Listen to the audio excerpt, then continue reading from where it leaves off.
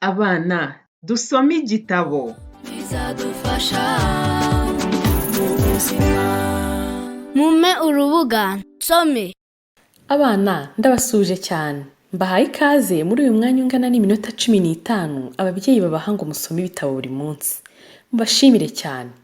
Gusoma ibitabo nibura iminota 15 kandi buri munsi ni byiza. Bituma mumenya gusoma neza kandi vuba. Bityo bikazaborohera kwiga n'andi masomo. Uyu munsi rero igitabo tugiye gusomera hamwe ni igitabo kiri mu cyiciro cya mbere. Kigenewe gusomwa n'abana batangira kwiga gusoma. Biga mu mwaka wa mbere w'amashuri abanza. Cyitwa AKARABO. Iki gitabo kirimo inkuru imwe mu zahize izindi mu marushanwa ya Rwanda ya 2017 na 2018. Umuvugo urimo wanditswe na Ineza Joyeuse. Yari afite imyaka 6 yiga mu mwaka wa mbere w'amashuri abanza. Mu gihe tuza kuba turi gusoma igitabo, ndakubaza utubazo numve ko ibyo turi gusoma uri kubisobanukirwa neza. Ndagushimiye cyane ko ugiye gutega amatwi nkagusomera. Nkakubaza ibibazo ukansubiza. Kandi nindangiza gusoma noneho muramfasha dusomere hamwe. Ngaho reka dutangire. Utega amatwi, sibyo? AKARABO. Akarabo keza, gasa neza, gateye neza. Ngaho subiza. Turasomye ngo akarabo gasa gute?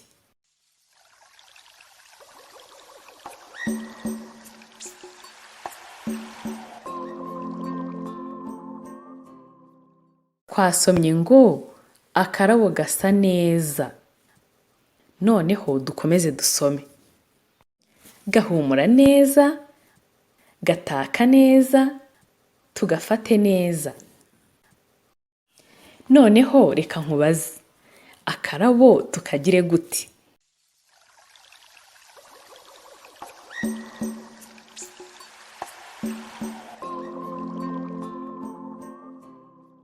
Twasomye ngo akarabo tugafate neza. Ngaho noneho dusubire mu muvugo wose tudahagarara. Kandi nawe umfashe dusome mu ijwi riranguruye. Sibyo? Reka dusubire kuri page ya mbere. Akarabo.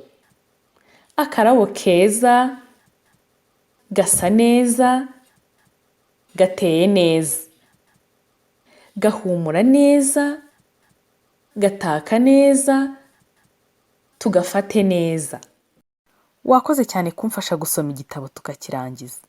No ko wagiye usubiza ibibazo nakubajije. Noneho ngiye kubwira icyo ukora.